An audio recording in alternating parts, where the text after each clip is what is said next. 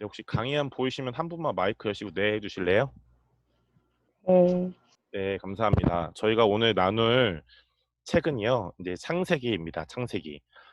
본문 말씀은 창세기 1장 1절 너무나 잘 아는 말씀인데요. 제가 읽어드릴게요. 태초에 하나님이 이제 천지를 창조하시니라라고 나와 있죠.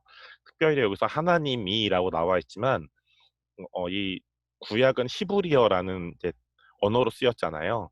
이 하나님이라는 단어가 히브리어 원어로는 엘로힘이라고 하는데 엘로힘은 하나님, 예수님, 성령님의 이 삼위일체 하나님을 동시에 말하는 것입니다. 그래서 한글 성경에는 하나님이라고 나와 있지만 원래 원어적으로는 태초에 하나님, 예수님, 성령님께서 천지를 창조하시니라라는 게 이제 원어적인 해석입니다. 자, 그래서 우선 창세기 좀 개론을 보려고 하는데요. 성경에서 처음 5권의 책인 이제 창세기, 출애굽기, 레위기, 민수기, 신명기 5개 책을 이제 모세가 기록했어요. 이제 모세라는 인물이 기록했기 때문에 이 5권의 책을 모세오경이라고 하고요. 유대인들은 이제 창세기, 출애굽기, 레위기, 민수기, 신명기까지의 5권의 책을 율법서, 이제 히브리어 말로는 토라라고 부릅니다. 토라. 네. 율법서, 히브리어 말로 토라 같은 말이죠. 그래서 그중 창세기는 이제 모세오경 이 5권의 책과 또 성경의 첫 번째 책으로서요. 모든 것들의 시작을 보여주고 있는 책입니다. 그래서 이제 이 모든 것들 안에는 아담과 하와로 이제 비유가 되는 인류도 처음 시작이 되고요. 또 여기 창세기 이제 초반부에 나오는 에덴 동산은 하나님의 나라, 이제 완성될 하나님의 나라를 미리 보여주는 거예요. 그러니까 쉽게 말하면 요한계시록 마지막 장의 새하늘과 새 땅이 결국 이 땅에 완성될 하나님의 나라죠. 그런데 그 새하늘과 새 땅이 결국 창세기의 에덴 동산을 의미합니다. 그러니까 저희가 이제 오늘은 창세기를 공부하지만 이제 이 성경 공부가 한 달에 한 번 이런 책 한 권을 떼려고 하거든요. 다음 달에 성경 공부 때는 요한계시록을 공부할 겁니다. 왜냐하면 성경의 처음 책과 마지막 책이 이렇게 연결되어 있기 때문이에요. 그래서 에덴 동산은 하나님의 나라를 의미하는데 하나님 나라의 시작, 뭐 인류의 시작, 또 죄의 시작, 여러 가지 시작들을 보여주고 있어요. 그래서 모든 것들의 시작을 보여주고 있는 책이 바로 창세기입니다. 인간사에서 여러분, 인간의 어떤 역사에서 중요한 5가지 질문이 있는데요. 첫 번째는 세상은 어떻게 시작됐는가? 두 번째는 인류의 시작은 어떠했을까? 두 번째는 죄는 어떻게 시작됐을까? 또 네 번째는 회복의 길은 어떻게 열렸나? 또 5번째는 하나님의 사람은 어떻게 시작됐나입니다.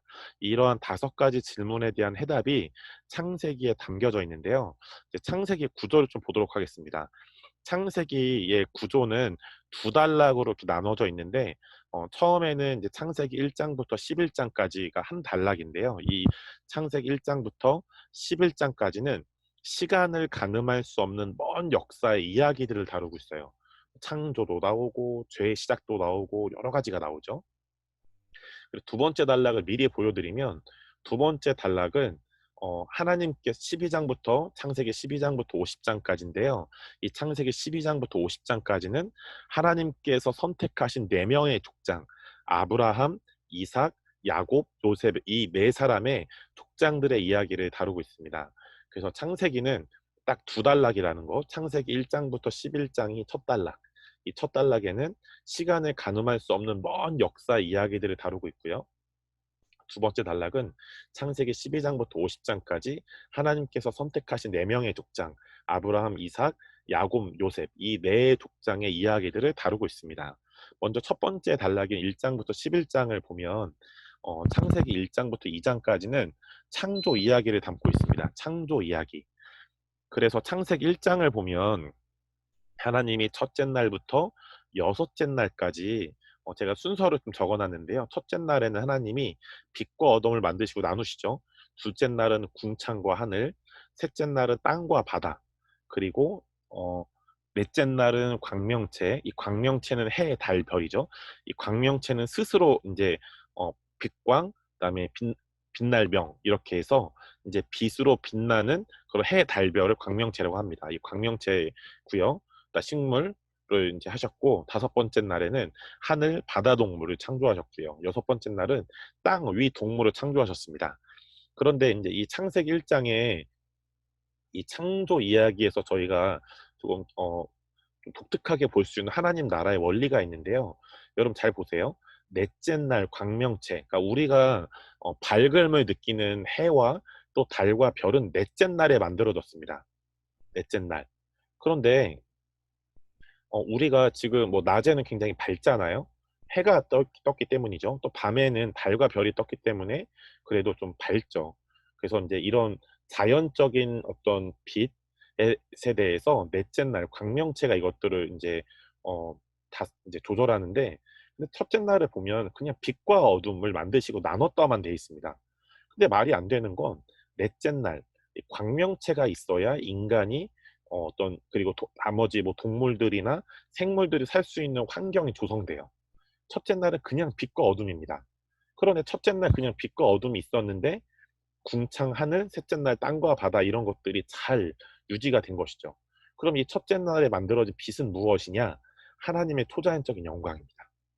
하나님의 초자연적인 영광이 빛으로 상징이 됐고, 그 영광의 반대가 된 어둠. 그러니까 이것은 이제 뭐 굳이 말하면 어떤 하나님께 속하지 않은 것들이겠죠. 이것들이 명백하게 나눠져 있는 거예요. 그러니까 하나님의 초자연적인 영광이 어떤 자연적인 것들을 어, 잘 유지되고 또 성장하도록 잘 이제 인도하였다라는 것입니다. 그래서 첫째 날 이 빛은 하나님의 초자연적인 영광을 상징합니다. 하나님의 영광이 나머지 자연적인 것들을 잘 성장하도록 도운 것이죠. 비로소 넷째 날에야 이제 자연적으로 이제 빛을 낼 수 있는 해, 달, 별이 만들어졌고, 이제 다섯째 날부터는 이것들이 합력하여서 하나님의 영광과 또 자연적인 해, 달, 별이 합력해서 어, 바다 동물, 뭐 식물, 땅의 동물들이 잘 성장할 수 있도록 인도했죠.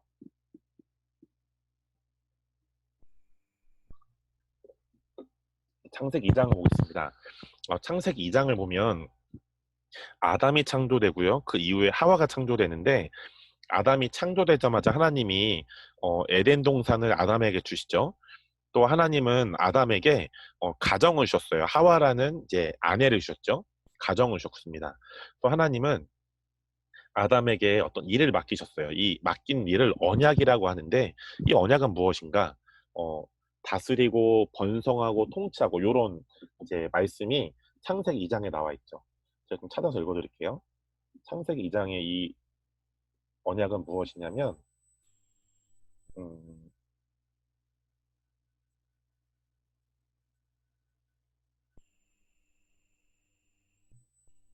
네, 이 창세기 어, 3장에 나오네요, 언약이. 그러니까 이 3장에 나올 언약을 하나님께서 맡기시는 거죠. 네, 정확히 보시면 그 하나님께서 이제 우리의 형상을 따라 이 인간들을 만드셨죠. 그리고 나서 이 땅을 통치하고 다스리고 번성해라 이런 어떤 언약들을 주세요. 그래서 하나님께서는 아담에게 동산, 또 가정, 하와죠. 또 일, 언약을 맡기셨습니다. 이것에 대해서 기록되어 있고요. 창세기 2장은 인간 역사의 시작에 대해서 이제 말씀하고 있습니다. 또 이제 창세기 3장부터 6장까지는 어, 이제 타락 이야기가 나옵니다. 타락 이야기가 나오는데요. 이 창세기 3장부터 6장까지는 타락 이야기가 나오는데, 아담은 여러분 잘 아시겠지만 이제 하나님께서 분명히 선악과를 먹지 말라고 하셨는데 선악과를 먼저 하와가 먹었고, 뱀에게 속아서 먹었고, 하와가 먹고 아담에게 주죠. 아담이 먹습니다. 그래서 아담과 하와가 죄로 인해서 언약을 잃게 되죠. 이 땅에 번성하고 다스리고 통치하지 못하게 됩니다. 언약을 잃고 또 가정도 잃어요. 또 동산을 잃습니다. 아까 그 2장 창조에서는 동산, 가정, 언약 이런 순이었다면, 타락 이야기에서는 언약을 잃고 가정을 잃고 동산을 잃어버리는 창조의 역순으로 이제 손실이 옵니다. 또 이 타락 이야기 3장부터 6장까지는 모든 것이 죽음과 어둠으로 달려가는 상황이에요. 모든 것들이 죽음과 어둠으로 달려가지만 단 한 사람, 에녹만은 죽음과 어둠으로 달려가지 않고 하늘에 들려집니다. 자, 세 번째 홍수 이야기 7장부터 10장까지 나오는 홍수 이야기인데요. 여러분 창세기에서 어떤 원 역사, 오리지널 히스토리를 마무리할 때 항상 족보가 등장합니다. 그런데 홍수 이야기도 이제 결국 이 노아의 세 아들인 셈과 함과 야벳, 셈과 함과 야벳의 자손들이 흩어져 여러 종족들을 이루는 족보가 창세기 10장에 등장합니다. 예. 그래서 이 창세기 10장도 결국 어떤 창세기의 패턴을 따른다는 거, 항상 어떤 원역사, 어떤 역사를 마무리할 때 항상 족보가 등장하는데, 홍수 이야기가 마칠 때도 창세기 10장에 이 노아의 세 아들인 셈과 함과 야벳의 자손들이 흩어져서 여러 종족들이 이루는 족보가 등장한다는 패턴이 있는 것이죠. 자, 창세기 11장에는 우리가 잘 알고 있는 바벨탑 이야기가 나옵니다. 바벨탑. 자, 이 바벨탑 이야기는 죄의 반복성을 보여주는 사건이에요. 자, 어떤 반복성입니까?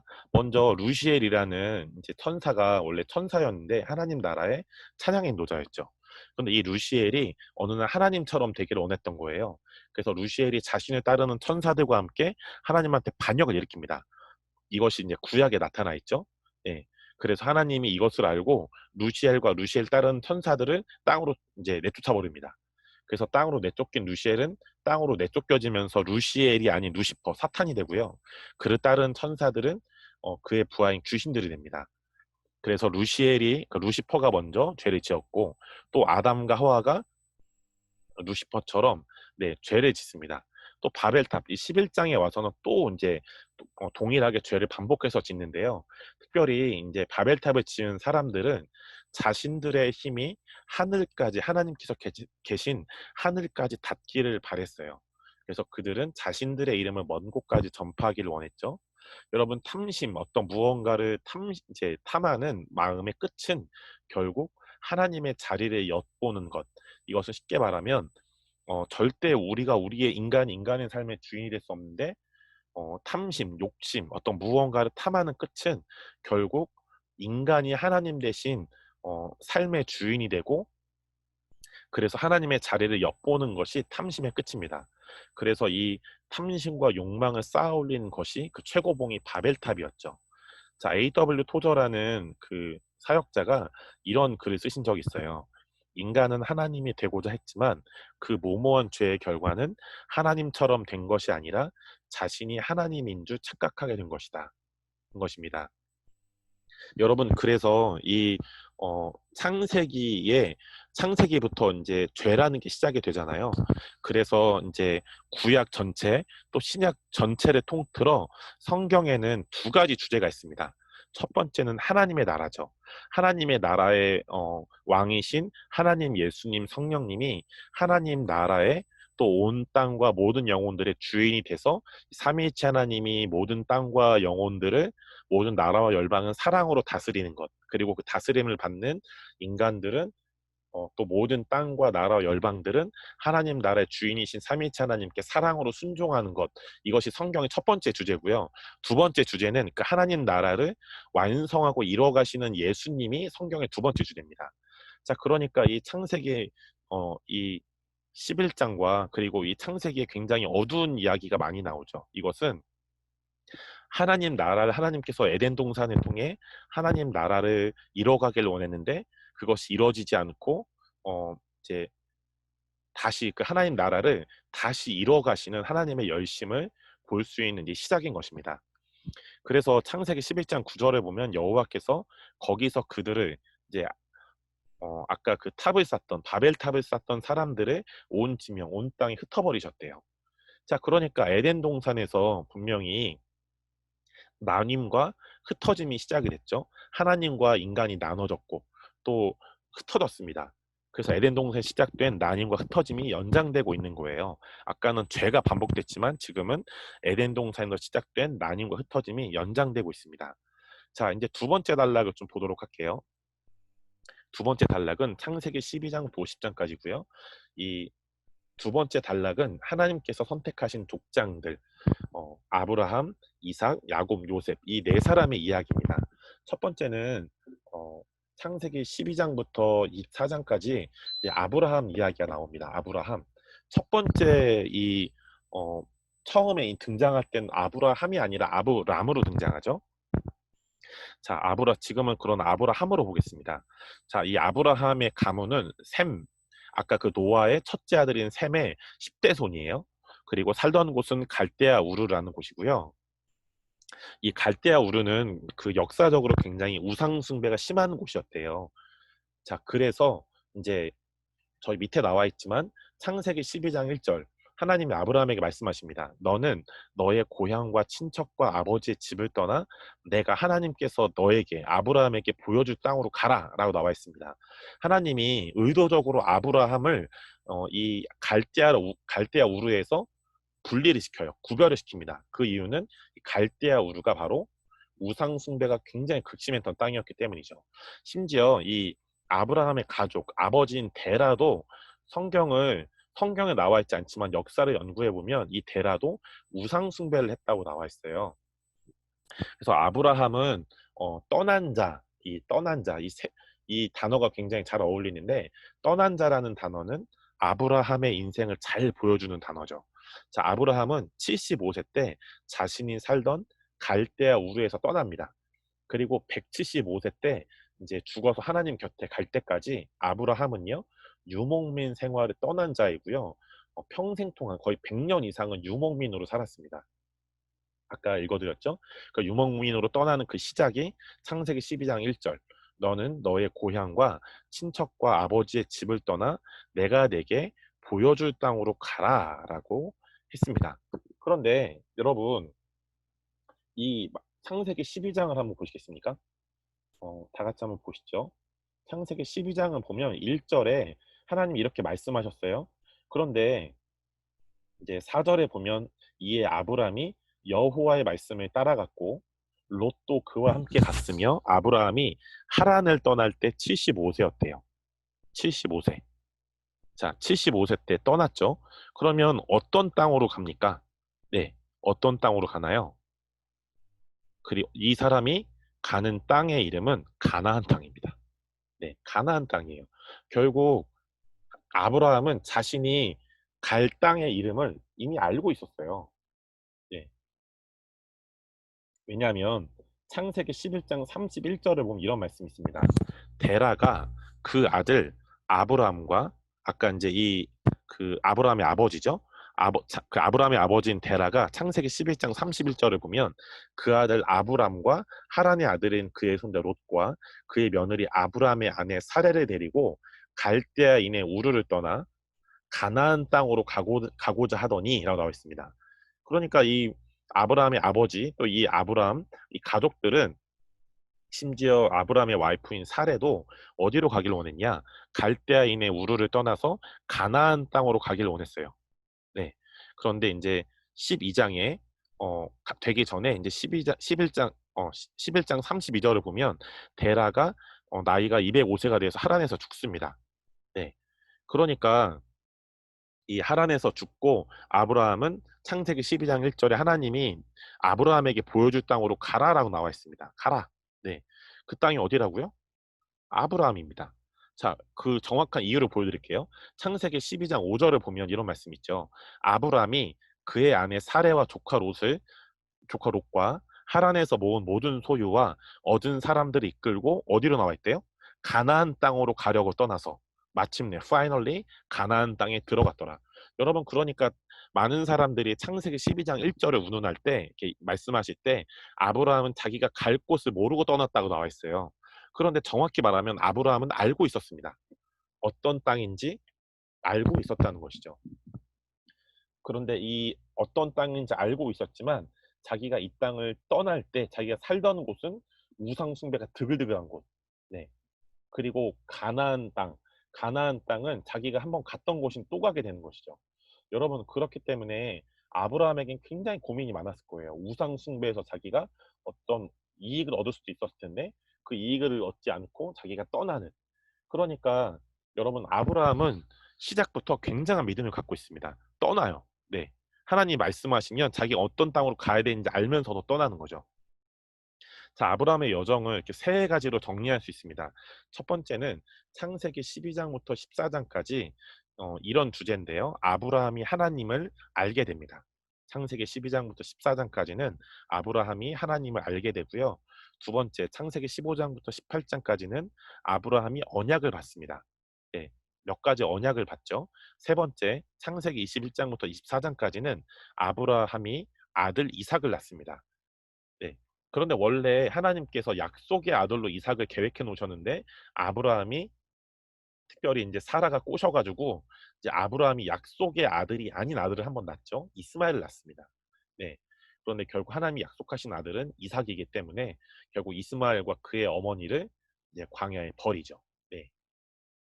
자, 아브라함의 삶을 보면 언약들의 연속이에요. 하나님이 오셔서 그냥 무조건 언약들을 맺어버립니다. 그 언약들이 연속되는데요. 여러분, 언약은 계약과 달라요. 여기 이제 어른들이 계셔서 더 잘 아시겠지만, 계약은 비슷한 당사자 사이에 주고받는 거래입니다. 그러니까 쌍방거래인 거죠, 쌍방거래. 근데 언약은요, 쌍방거래가 아니라 일방적으로 해버리는 거예요. 그러니까 언약은 하나님이 오셔서 일방적으로 다짐해 버리는 거예요. 이것은 하나님의 주도적인 결정이고요. 또 은혜입니다. 왜냐하면 이게 왜 은혜냐면 하나님이 자기 자신한테 맹세함으로 언약하는 거예요. 내가 너를 위해서 반드시 이렇게 해줄게.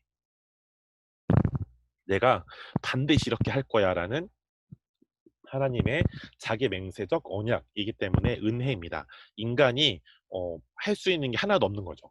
굳이 하지 않아도 되는 거죠. 자, 그럼 아브라함의 3대 언약을 볼게요. 이 아브라함의 3대 언약은 어떤 중요한 토픽이 있는데요. 하나님이 아브라함한테 이렇게 말씀하시는 거예요. 아브라함아, 내가 너의 하나님이 되고 내가 너를 지켜줄게를 여러 가지 버전들로 보여주는 겁니다. 자, 아브라함의 3대 언약 중에 첫 번째 횃불 언약인데요. 창세기 정확히 말하면 이게 여기 15장이라고 적혀 있는데 오타가 있는 것 같아요. 네, 창세기 네, 제가 오타가 있네요. 이 창세기 16장이 아니라 창세기 15장입니다. 네, 창세기 15장 17절부터 21절인데요. 읽어드릴게요. 해가 져서 어두울 때 연기나는 화로가 보이며 타는 횃불이 그래서 이 언약의 이름이 뭐라고요? 횃불 언약입니다. 해가 져서 어두울 때 연기나는 화로가 보이며 타는 횃불이 쪼갠 고기 사이로 지나더라. 네. 그날에 여호와께서 아브람과 더불어 언약을 세워 이르시되 언약을 세우시죠. 내가 이 땅을 애굽강에서부터 그 큰 강 유브라데까지 네 자손에게 주노니 곧 겐 족속과 그니스 족속, 감몬 족속, 헷 족속, 브리스 족속, 르바 족속, 아모리 족속, 가나안 족속, 길가스 족속, 여부스 족속의 땅이니라라고 나와 있습니다. 무슨 말입니까? 이 땅은 바로 가나안 땅이죠. 가나안 땅을 네 자손에게 주겠다는 것은 언제 이야기입니까? 여호수아 갈렙 때 그 이야기죠. 그래서 결국 이들이 가나안 땅을 취하게 되는 이 예언이 이 언약이 언제 나와 있습니까? 이 창세기 16장 창세기 15장 17절부터 21절에 하나님이 아브라함한테 이미 언약하셨던 거예요. 네. 그러니까 이스라엘 민족, 여호수아와 갈렙을 비롯한 이스라엘 민족은 그냥 간 게 아니라 하나님이 자기가 자발적으로 자신이 자신한테 맹세한 언약을 어, 하나님께서 이스라엘 민족을 통해 이루어 가시는 거예요. 사실은 이스라엘 민족은 하나님의 말씀에 순종만 하면 됐습니다. 왜냐하면 하나님이 직접 쌍방이 아니라 본인이 자기 맹세로 언약하셨기 때문에 하나님은 본인이 언약하신 걸 반드시 지키시기 때문이죠. 그러니까 이스라엘 민족은 그냥 하나님이 하란 대로 잘 따라갔으면 됐습니다. 그런데 출애굽기 배우시면 아시겠지만 민수기나 어, 광야가 너무 힘드니까 막 불평하고 짜증내고 하는 게 아니라 이미 이스라엘 민족은 애굽에서 노예로 살았잖아요. 그러니까 노예적인 사고방식이 이스라엘 민족에게 굉장히 많았어요. 근데 노예적인 사고방식이 있으니까 평소에 일에 감사하지 못하고 불평하고 짜증내고 싸우고 막 서로 질투하고 시기하고 뭐가 부족하면 그냥 소리부터 지르는 거죠. 으악! 막 이러는 거죠. 이런 습성이 광야에 갔을 때 나온 거예요. 네. 그러니까 광야가 힘드니까 이들이 짜증냈다가 절대 아닙니다. 이미 애굽에서 노예적인 사고방식이 충분히 이스라엘 민족에 젖어 있었던 것이죠. 자, 이제 두 번째 언약은 할례 언약인데요.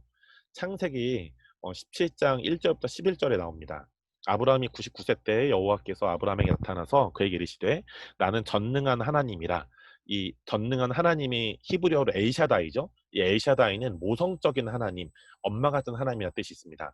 너는 내 앞에서 행하여 완전하라. 내가 내 언약을 나와 너 사이에 두어 너를 크게 번성하게 하리라 하시니 아브람이 엎드렸더니 하나님이 또 그에게 말씀하여 이르시되 보라 내 언약이 너와 함께 있으니 너는 여러 민족의 아버지가 될지라. 자, 하나님이 직접 언약하시죠. 이건 계약이 아니라 언약하시는 거예요. 하나님이 자기 스스로에게 맹세하셔서 아브라함 여러 민족의 아버지, 열방의 아버지로 만들어 가셨고, 만들었다. 내가 얘를 이렇게 앞으로 여길 것이다라고 언약해 버리셨죠. 이제 후로는 네 이름을 아브람이라 하지 아니하고 아브라함이라 하리니. 자, 이 아브라함의 이름의 뜻이 뭡니까? 이는 내가 너를 여러 민족의 아버지가 되게 함이니라. 아브라함의 이름의 뜻은 여러 민족의 아버지, 열방의 아버지예요. 자, 근데 이 아브람, 여기 보면 전 이름이 아브람이죠. 아브람의 이름은 권위주의적인 아버지입니다. 되게 신기하죠? 그러니까 언약을 맺기 전에 아브람은 권위주의적인 아버지였는데 하나님의 언약에 오니까 이 아브람이 권위주의적인 아버지가 여러 민족의 아버지인 아브라함이 됩니다. 여러분, 그렇기 때문에 하나님을 만나면 우리의 정체성이 거짓 정체성이 진리의 정체성으로 바뀝니다. 아브라함처럼요. 6절에 내가 너로 심히 번성하게 하리니 내가 네게서 민족들이 나게 하며 왕들이 내게로부터 나오리라. 내가 내 언약을 나와 너 및 네 대대 후손 사이에 세워서 영원한 언약을 삼고 내가 네 후손의 하나님이 되리라. 내가 너와 네 후손에게 네가 거류하는 이 땅 곧 가나안 온 땅을 주어 영원한 기업이 되게 하고 나는 그들의 하나님이 되리라. 하나님이 또 아브라함에게 이르시되 그런즉 너는 내 언약을 지키고 네 후손도 대대로 지키라. 너희 중 남자는 다 할례를 받으라. 이것이 나와 너희와 너희 후손 사이에 지킬 내 언약이니라. 너희는 포피를 베어라. 이것이 나와 너희 사이의 언약의 표징이니라. 나와 있습니다. 이래서 이 남자의 포피를 이제 베기 때문에 이래서 할례 언약이죠. 자, 이제 세 번째 언약은 아들을 주신 언약이에요. 이제 창세기 18장에 나오는데요. 이 하나님께서 아들을 주시는 이제 이삭에 대해서 언약하시죠. 그러고 나서 창세기 21장에 아브라함이 100세 때, 사라는 90세 때 아들을 출산합니다. 이삭이죠. 자, 창세기 18장 9절부터 10절에 보면 이제 여호와의 사자가 오잖아요. 천사들이 오잖아요. 그들이 아브라함에게 이르되 네 안에 사라가 어디 있느냐? 대답하되 장막에 있나이다. 그가 이르시되 내년 이맘때 내가 반드시 너에게로 돌아오리니 어, 네 안에 사라에게 아들이 있으리라 하시니 사라가 그리 장막문에서 들었더라라고 나와 있습니다. 자, 언약이기 때문에 이 아브라함과 사라가 힘을 쓰는 게 아니라 하나님이 직접 이 언약을 하나님의 열심으로 이뤄 가시죠. 그래서 그 결과가 무엇입니까? 창세기 21장 1절에 여호와께서 말씀하신 대로 언약하신 대로죠. 사라를 돌보셨고 여호와께서 말씀하신 대로 하나님이 언약하신 대로 사라에게 행하셨다. 그래서 하나님은 하나님 자신이 직접 말씀하시고 언약하신 대로 지켜주셨습니다. 여러분, 하나님께서 우리에게 성경 말씀을 통해 또 내적인 음성이나 감동을 통해서 말씀하시는 모든 하나님의 음성은 우리가 어떤 의지적으로 행할 수도 있지만 그것을 행하기 원하신 하나님의 열심이 토대가 되고 또 하나님께서 우리를 동역자로 삼으셨기 때문에 하나님과 우리가 함께 그 하나님의 언약을 이뤄갑니다. 그런데 여러분, 사실은 하나님이 많이 하시고 우리는 그것에 이제 아주 작은 부분을 이제 차지하는 걸 거예요. 네. 여러분, 그렇기 때문에 하나님 우리에게 말씀하시면 그 말씀하신 것은 반드시 이루어집니다. 왜냐하면 그것은 언약이기 때문이죠. 자, 이제 이런 시간을 통과한 후에 아브람은 변두리 시골 사람이었고요. 무명의 유목민이었고 또 나이 많은 불임, 이제 애를 못 낳는 남자였어요.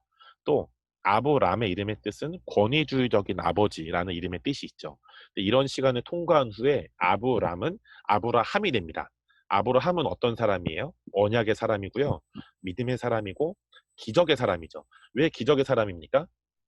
이 아브라함이 아직 이제 아들을 낳지 못했을 때 어떤 사람을 만나요. 그래서 근데 그 사람이 아기를 못 낳는 거예요. 그런데 아브라함이 기도해 주니까 아기를 못 낳는 그 사람이 아기를 낳게 됩니다. 기적의 사람이죠. 또 아브라함은 모든 민족의 아버지, 열방의 아버지라는 뜻이 있습니다. 자, 여러분, 창세기 12장, 15장, 18장에 나오는 언약의 주제들을 요즘 언어로 바꿔보면 이렇게 바꿀 수 있대요. 창세기 12장의 언약은 너희가 나그네 되었느냐? 아니다. 내가 너희의 땅, 너희의 안식이 되어주겠다라고 하나님 말씀하십니다. 15장의 언약은요. 너희가 빈들 광야에 서 있느냐? 아니다. 광야에 서 있다는 건 굉장히 이렇게 뭔가 허탈하고 공허하고 허무한 느낌이잖아요. 하나님이 아니라는 거예요. 내가 너희를 하늘의 뭇별처럼 많게 하겠다. 내가 너희를 풍성케 하겠다. 충만케 하겠다는 거죠. 18장에는 너희가 소망이 끊기고 말라서 절망적이냐? 아니라는 거예요. 내가 너희를 다시 붙들어서 너희가 생명의 꽃이 되게 해주겠다라고 하나님 말씀하십니다. 나는 네 하나님 여호와로다라고 하나님 말씀하시죠. 자, 그래서 첫 번째 족장인 아브라함을 통해 배울 수 있는 원리가 있는데요. 첫 번째는 예배의 원리예요. 자, 제가 읽어드릴게요. 창세기 14장 18절인데요. 이에 아브람이 장막을 옮겨 헤브론에 있는 마므레 상수리 숲으로 이르러 거주하며 거기서 여호와를 위하여 제단을 쌓았더라라고 나와 있는데, 제단을 쌓았더라 혹은 여호와 이름을 불렀더라라는 건 하나님께 예배하고 기도했다는 거예요. 그런데 이 창세기 14장 18절에 아브람이 장막을 옮겨서 거기서 거주하고 거기서 여호와를 위해서 제단을 쌓았다는 건 그곳에서 하나님을 예배하고 기도했다는 것입니다.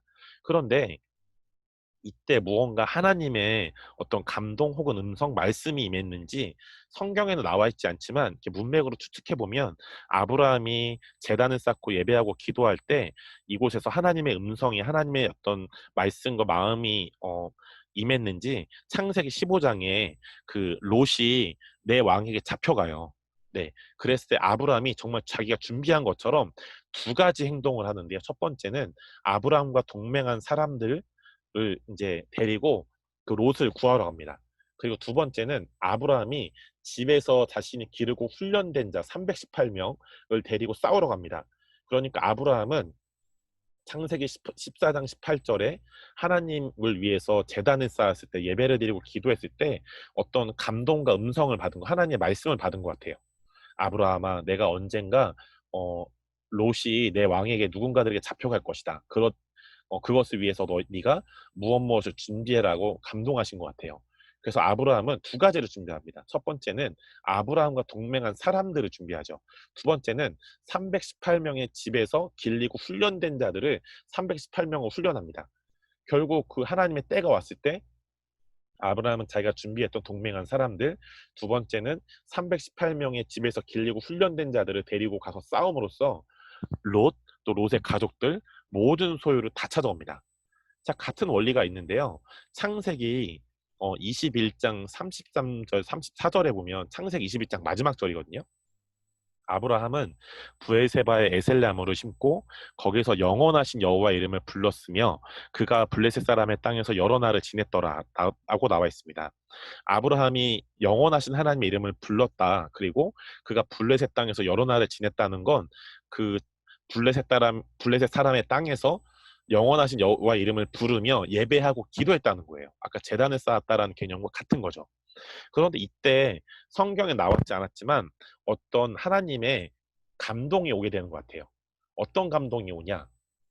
이렇게 아브라함이 영원하신 하나님의 이름을 부르며 예배하고 기도했을 때 창세기 22장에 가보면, 창세기 22장 1절부터 3절에 그 일후에는 뭐죠? 아브라함이 영원하신 여호와 이름을 부르며 예배하고 기도했을 때 그 일후에 하나님이 아브라함을 시험하시려고 그를 부르시되 아브라함 하시니 그가 이르되 내가 여기 있나이다. 여호와께서 이르시되 네 아들 네 사랑하는 독자 이삭을 데리고 모리아 땅으로 가서 내가 너에게 일러준 한 산 거기서 그를 번제로 드리라라고 말씀합니다. 번제는 어떤 그 제물을, 제사에 드릴 제물을 배를 갈라서 태워버리는 게 번제죠. 근데 하나님이 아브라함한테 언약했던 그 한 명밖에 없는, 아브라함한테 진짜 목숨과도 같은 이삭을 그 산으로 가서 이 아들의 배를 째고 이 아들을 태워서 죽이라는 거예요. 번제로 드리라는 거죠. 그런데 이 창세기 이 말씀을 그대로 보면요, 우리가 인간이라면 고민할 것 같잖아요. 그런데 이 그를 번제로 드리라라고 하고 나서 성경 그대로 보면 성경이 이렇게 말씀합니다. 아브라함이 일찍이 일어나 나귀의 안장을 지우고 두 종과 그의 아들 이삭을 데리고 번제에 쓸 나무를 쪼개어 가지고 떠났대요. 그러니까 이제 이 아브라함이 어떤 하나님의 음성을, 말씀을 들었을 때 이제 아브라함도 주저할 수 있었겠죠. 고민할 수 있었을 거예요. 그러나 그거보다 더 큰 건 아브라함 안에는 하나님의 말씀에 온전히 순종하기 원하는 어떤 마음이 있었습니다. 그런데 그 마음이 어떻게 있을 수 있었을까요? 자, 이것의 비밀은 아까 처음에 읽었던 창세기 21장 33절부터 34절입니다. 왜냐? 아브라함은 아까 저희가 창세기 14장에서 본 대로 예배하고 기도하면 어떤 하나님의 투자인적인 감동, 어떤 투자인적인 마음을 받게 됩니다. 그러니까 추측해 보면 창세기 21장 33절 34절에 아브라함이 부엘세바에 에셀나무를 심고 거기서 여호와 영원하신 여호와 이름을 부르며 예배하고 기도할 때 창세기 22장에 나타난 하나님의 어떤 음성과 말씀은 알지 못했지만 언젠가 이제 그런 하나님이 그런 마음을 주셨던 것 같아요. 아브라함에게. 내가 너에게 이해할 수 없는 어떤 말을 할지라도 네가 순종하길 바란다라는 감동을 주시지 않았을까요? 네. 그러니까 이 아브라함은 창세기 22장 1절에서 네 아들 네 독자 이삭을 바치라 번제로 바쳐라 했을 때 주저하지 않고 바로 아침 일찍 일어나서 산으로 간 거예요. 종과 이 아들 이삭을 데리고 번제 쓸 나무를 쪼개어 가지고 떠나서 하나님이 자기에게 일러주신 그 모리아 산으로 간 겁니다. 뒤를 돌아보지 않은 거죠. 왜요? 이 창세기 22장이 아들을 바칠 것에 대한 감동이 이 이해되지 않는 하나님의 말씀에 순종하는 것에 대한 감동이 이미 창세기 21장 마지막 절에 하나님께 예배하고 기도할 때 그 감동이 왔었기 때문에 아브라함은 이런 이해할 수 없는 하나님의 말씀에 온전히 순종할 수 있었을 것입니다. 자, 두 번째는 우리가 잘 알고 있는 창세기 22장의 사건이죠. 자, 제가 이거 글씨가 잘렸네요. 네. 자, 밑에 이제 제가 그걸 읽어드릴게요, 말씀을. 창세기 15장 6절을 보면요. 아브라함이 여호와를 믿으니 여호와께서 이를 그의 의로 여기시고라고 나와 있습니다. 그러니까 아브라함이 하나님을 신뢰하게 됨으로써 하나님이 이것을 의롭게 여기셨다는 거죠. 그러니까 아브라함에게는 창세기 22장 시작되기 전에 어떤 믿음이 있었어요. 하나님을 신뢰하는 믿음이 있었죠. 그런데 하나님을 신뢰하는 믿음이 창세기 15장에 주어졌고 아까 저희가 본 대로 창세기 21장에 영원하신 여호와 이름을 부르며 예배하고 기도할 때 어떤 감동이 온 거예요. 어떤 감동이 온지는 모르겠어요. 성경에 나와 있지 않으니까. 추측하면 둘 중에 하나겠죠. 하나님이 첫 번째는 아브라함아 내가 이해되지 않는 너에게 말씀을 줄지라도 이해되지 않는 말을 할지라도 네가 온전히 순종하면 좋겠어. 두 번째는 아브라함아 내가 네 아들을 바치라고 내가 너한테 얘기할 거다. 그때 네가 이해할 수 없을지라도 좀 바쳐주지 않을래? 라고 말씀하셨을 수도 있어요. 1번이 2번인지는 잘 모르겠습니다. 그런데 하나님이 어떤 아브라함에게 감동을 앞으로 나타날 일에 대한 감동을 주셨을 거고 그 감동이 이제 오고 나서 이제 그 일후에 하나님이 이제 아들 이삭 진짜 아브라함에게는 목숨과 같은 이삭을 바치라고 말씀하시죠. 근데 여기서 중요한 건 뭐냐면 창세기 22장 1절 이런 말씀 있잖아요. 그 일후에 하나님이 아브라함을 시험하시려고라고 나와 있는데 이거 잘못 보면 아브라함을 뭐 유혹하고 막 나쁜 것을 테스트해 보려고 이렇게 하신다고 이렇게 느낄 수 있는데요. 여러분 이 시험하다라는 단어의 이제 이 원어적 의미가 뭐냐면 증명하다예요. 증명하다. 그러니까 이것은 뭐냐? 아까 창세기 15장 6절에 아브라함이 하나님을 믿고 신뢰하는 이 믿음을 갖게 됐잖아요. 그러니까 이 믿음을 하나님이 어떻게 증명하냐? 자신에게 목숨과 같은 아들을 하나님께 극단적인 순종과 헌신으로 바침으로써 하나님이 아브라함의 믿음을 증명해 주는 거예요. 와, 아브라함의 믿음 놀랍다. 어떻게 네 아들한테 바칠 수가 있느냐? 네, 이해가 되시죠? 그러니까 하나님이 아브라함의 믿음을 증명하시며 아브라함을 높이신 거예요. 여러분 이것은 놀라운 것입니다. 자, 근데 실제로 아브라함 입장에서는 두려웠을까요? 제가 보기에는 안 두려웠을 거예요. 왜냐? 이미 창세기 15장 6절에는 아브라함이 여호와를 믿으니 신뢰한다라고 나와 있거든요. 아브라함에게는 점점점 시간이 가면 갈수록 하나님에 대한 신뢰가 믿음이 높아져 갔을 것입니다. 그것이 절정을 이루는 게 창세기 22장이죠. 그랬을 때 그 아들을 데려가고 이제 제단에 눕게 하고 실제로 칼을 들어서 찌르려고 하는데 하나님의 천사가 막죠. 그래서 저기 어린 양을 준비해 놨다. 저것을 제물로 드려라라고 하잖아요. 여러분 그 제물이 바로 신약에 나타나서 우리의 죄와 저주를 해결하실 예수님을 상징합니다. 예수님을 상징하죠.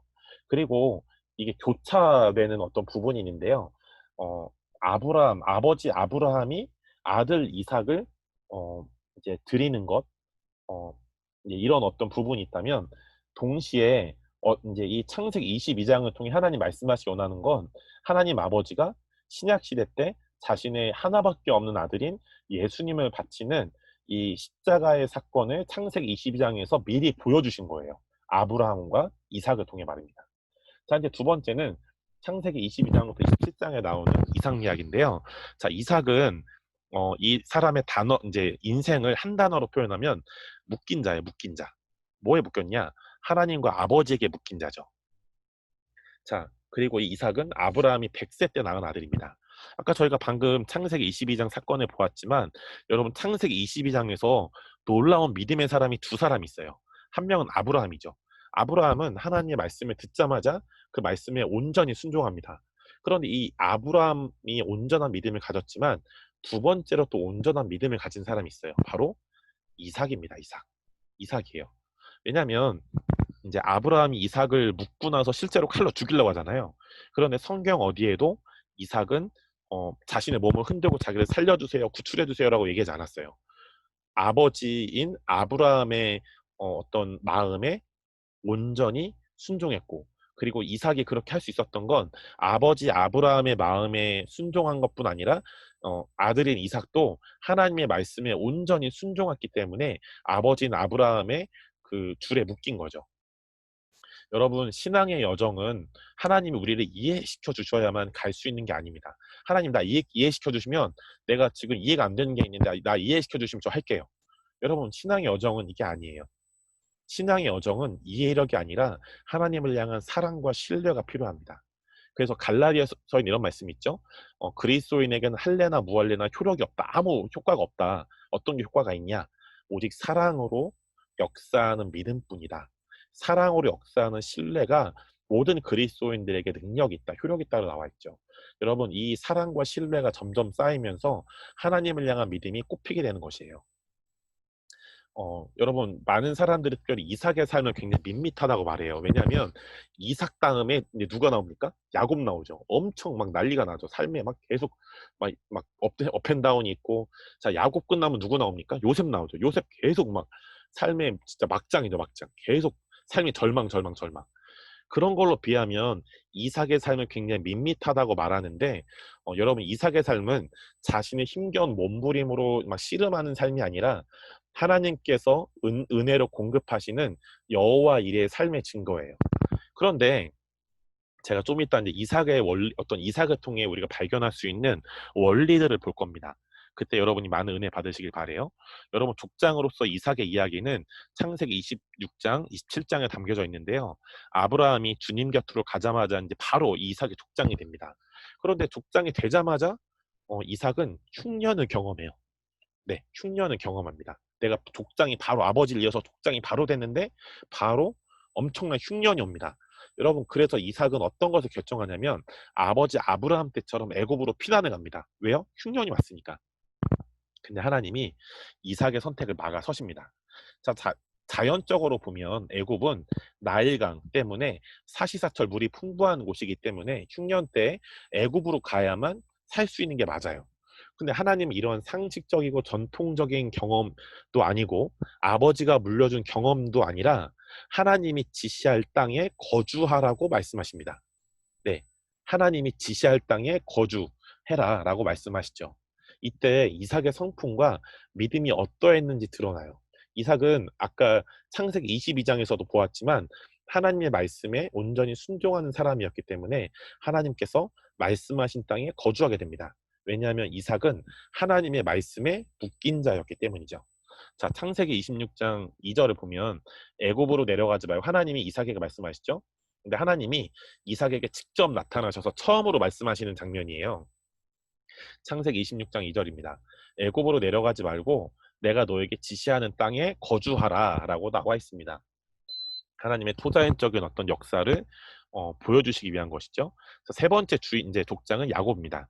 자, 하나님은 이삭과 리브가 가정에 두 명의 아이를 주셨어요. 그런데 이 둘은 같은 날 태어난 이란성 쌍둥이인 에서와 형이 에서, 동생이 야곱이죠. 자, 에서는 늘 활기 있고 밖으로 다니기 좋아했던 들사람이고요. 첫째 아들 맏아들이었고, 야곱은 조용하고 집에 있기를 좋아하던 둘째 아들이었어요. 네, 여러분, 하나님은 힘있고 늘 자신만만하던 에서가 아니라 연약하고 흠이 많았던 야곱을 통해 하나님의 언약의 계보를 이어가게 하시고요. 그리고 후에 야곱을 통해 야곱이 나중에 이름이 바뀌죠. 이스라엘로. 이스라엘의 12지파가 나오게 됩니다. 자, 창세기 25장 23절을 보면 여호와께서 그에게 이르시되 두 국민이 네 태중에 있구나. 두 국민이 네 복중에서부터 나누이리라. 이 족속이 저 족속보다 강하겠고 큰 자가 어린 자를 섬기리라 하셨더라라고 나와 있죠. 그래서 이스라엘을 향한 예언을 말하고 있습니다. 자, 야곱이라는 이름의 의미는 붙드는 자예요. 야곱이라는 이름의 의미가 뭐라고요? 붙드는 자. 자, 여러분, 그래서 야곱의 삶을 보면 첫 번째로 야곱은 그 형이 가지고 있는 에서가 가지고 있는 장자권을 붙들려고 형인 에서를 기만했죠. 네. 그래서 형이 팥죽에 장자권을 팝니다. 자기 동생한테. 두 번째는 야곱은 아버지의 축복을 붙들려고 아버지를 속였죠. 자, 이때 어떤 분이 많이 역사하시죠? 이 야곱의 와이프, 이삭의 와이프인 리브가, 야곱의 엄마인 리브가가 이 야곱과 함께 팀을 이루어서 아버지를 속입니다. 왜요? 야곱이 아버지의 축복, 이 야곱의 축복을 이삭의 축복을 붙들기 위해서이죠. 자, 세 번째는 야곱이 사랑하는 여인을 붙잡으려고 수년을 수일 동안 일했습니다. 그래서 야곱이라는 이름의 의미는 붙드는 자. 그래서 계속 야곱은 자신의 힘으로 자신이 노력으로 무언가를 붙들려고 노력했어요. 자, 야곱은 둘째 아들이었고 내성적인 성격이었고요. 심지어 77세 노총각이었대요. 그는 늘 도망자 신세였고 불안함을 가지고 있었고 걱정투성인 인생을 살았죠. 여러분, 그렇기 때문에 이 야곱은 늘 무언가 붙잡으려는, 자신의 이름대로 무언가 붙잡으려는 강박적인 삶을 살았어요. 자, 이 야곱의 삶의 전반부는 아버지인 이삭의 집에서의 열등감의 시간, 또 바단 아람에서 이방인으로서 정착하지 못하는 시간을 보내면서 평안이 없이 살았습니다. 이때 야곱은 무엇을 붙들고자 했으나 손에 아무것도 붙들지 못했어요. 그러나 야곱의 삶의 후반부는 어떻게 되냐? 야곱이 야복강에 있을 때 하나님께서 찾아오시고 야곱은 그날 밤 다른 것이 아니라 하나님을 붙잡고 하나님을 붙들고 하나님과 씨름합니다. 창세기 32장 26절을 보면 야곱은 홀로 남았더니 어떤 사람이 날이 새도록 야곱과 씨름하다가, 이게 창세기 32장 24절이죠. 26절에 보면 그가 이르되 날이 새려하니 나로 가게 하라. 야곱이 이르되 당신이 내게 축복하지 아니하면 가게 하지 아니하겠나이다 라고 나와 있습니다. 그러니까 이날 밤 야곱은 다른 그 무엇보다 하나님을 붙잡아야 한다는 것을 깨닫게 되었고, 하나님은 야곱의 이름을 이스라엘로 바꾸십니다. 이스라엘은 어, 여러 가지 뜻이 있는데요. 하나님과 겨루었다, 또 하나님을 이겼다, 하나님께서 모으신다라는 이 뜻이 있습니다. 자, 야곱은 이제 이스라엘에 되기 전에 야곱은 자기 자신의 힘으로 움켜쥐는 삶을 붙드는, 자신의 노력과 힘과 의지로 붙드는 움켜쥐는 삶을 의미하지만, 이스라엘은요 하나님이 모으시는 은혜의 삶을 의미합니다. 자, 여러분, 이제 이삭과 야곱을 통해 배울 수 있는 원리가 있는데요. 자, 제가 두꺼운 글씨로 써놨죠. 첫 번째 원리는 뭐냐면, 여러분, 고난. 우리의 삶에 고난 오는 거 좋아하는 사람 있습니까? 고난 오는 거 저도 좋아하지 않아요. 그런데 여러분, 고난은요 우리의 영적인 감각을 단련해서 탁월하게 합니다. 자, 이삭을 보면요, 이삭은 평생 동안 특별한 고난 없이 살았어요. 네, 창세기 27장 35절에 보면 이삭이 이르되 네 아우가 와서 속여 네 복을 빼앗았도다 라고 나와 있죠. 이게 무슨 말이냐? 그 아까 봤던 야곱과 에서가 있는데, 이제 야곱이 엄마 리브가랑 짜서 이제 형이 받을 장자권의 축복을 자기가 대신 받아가잖아요. 속이잖아요. 그런데 이삭이 결국 속아요. 야곱에게 속아서 이제 이제 팔도 만져보는데 이미 그 팔에 동물의 그 털들을 야곱이 덮었기 때문에 이삭이 속습니다. 여러분, 왜 속았을까요? 이삭이 어떤 고난이 없이 되게 밋밋한 삶을 사는 건 굉장히 좋았던 거예요. 그런데 이삭의 삶에는 평생 동안 특별한 고난이 없으니까 이 고난을 통해서 하나님은 우리의 영적인 감각을 단련해서 탁월하게 하는데, 이삭에게는 특별한 고난이 없었으니까 영적인 감각이 단련된 시간이 없었던 거예요. 그러니까 야곱에게 속습니다. 그런데 여러분, 야곱은요 평생 동안 많은 고난에 휩싸여서 살았었죠. 그런데 이제 야곱이 이제 창세기 48장 13절부터 20절을 보면요 이런 말씀이 있어요. 오른손으로는 야곱이 이제 축복하는 거예요. 오른손으로는 에브라임을 이스라엘의 왼손을 향하게 하고, 왼손으로는 므낫세를 이스라엘의 오른손을 향하게 하여 이끌어 그에게 가까이 나아가매 이스라엘의 오른손을 펴서 차남 이제 자신의 둘째 아들이죠. 에브라임의 머리에 얹고 왼손을 펴서 므낫세의 머리에 얹으니 므낫세는 장자라도 팔을 엇받고 얹었더라. 그러니까 야곱이 팔을 X자로 해서 이제 첫째와 둘째를 팔을 바꿔서 이제 축복을 한 거예요. 15절 그가 요셉을 위하여 축복하여 이르되 내 조부 아브라함과 아버지 이삭을 섬기던 하나님 나의 출생으로부터 지금까지 나를 기르신 하나님 나를 모든 환난에서 건지신 여호와의 사자께서 이 아이들에게 복을 주시오며 이들로 내 이름과 내 조상 아브라함과 이삭의 이름으로 칭하게 하시오며 이들이 세상에서 번식되 하시기를 원하나이다 라고 나와 있는데 야곱이 축복했죠. 근데 17절에 요셉이 그 아버지가 오른손을 에브라함의 머리에 얹은 것을 보고 기뻐하지 아니하여 아버지의 손을 들어 에브라함의 머리에서 므낫세의 머리를 옮기고자 하여라 나와 있는 거예요. 뭔가 지금 질서가 잘못된 거죠. 아버지가 우리 아버지 야곱이 지금 뭔가 문제가 있나 보다. 이거 축복 잘못했다. 그래서 손을 바꾼 거예요. 아버지가 실수했다 느끼니까. 18절 그의 아버지에게 이르되 야곱에게 말하죠. 아버지여 그리 마옵소서 이는 장자이니 장자는 오른손을 그의 머리에 얹어야 되는 거죠. 오른손을 그의 머리에 얹으소서 하였으나 19절 보십시오.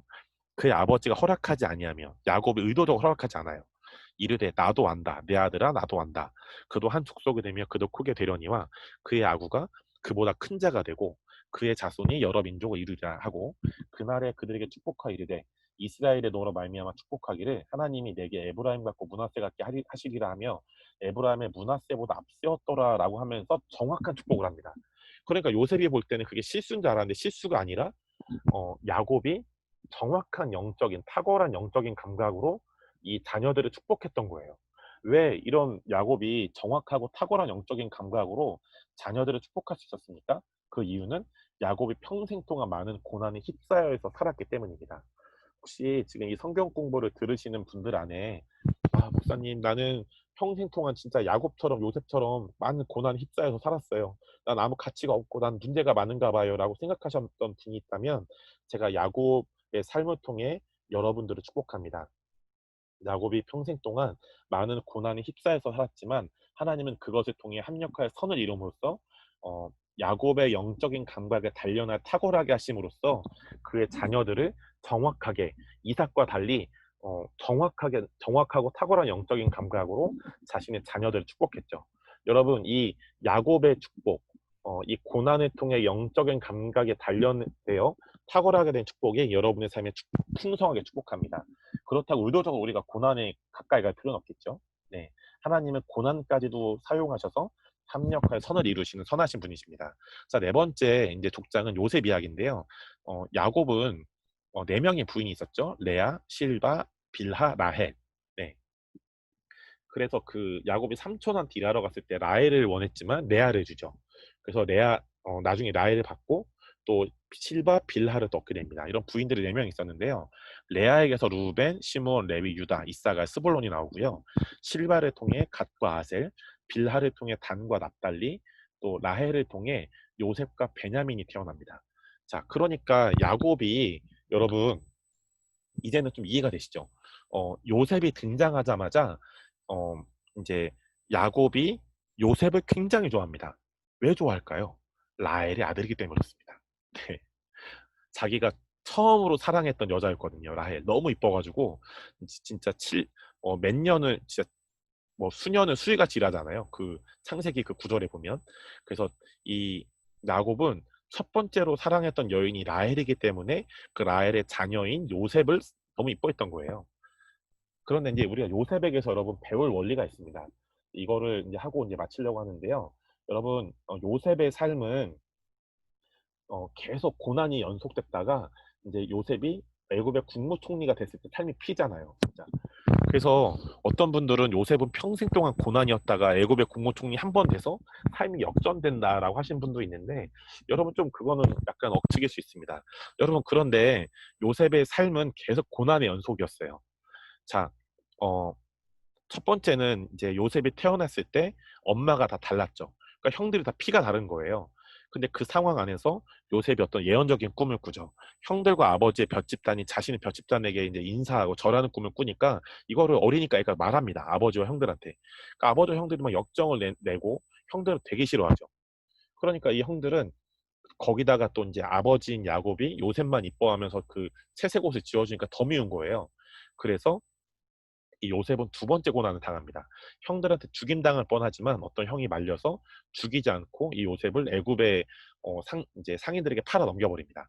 그 다음 고난은 이제 이 요셉이 애굽의 이제 그 보디발이라는 사람의 집에 팔려가는데, 이제 요셉은 대단한 게 뭐냐면 계속 삶이 고난이었는데요. 사람들과 관계를 잘합니다.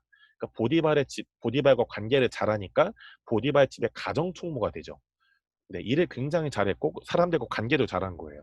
여러분, 이 요셉의 축복 여러분의 삶에 풍성하게 축복합니다. 고난 중에서도 사람들과 관계를 잘하고 또 일을 잘함으로써 하나님과 사람들에게 인정받는 예수님과 같은 축복을 풍성하시게 축복해요.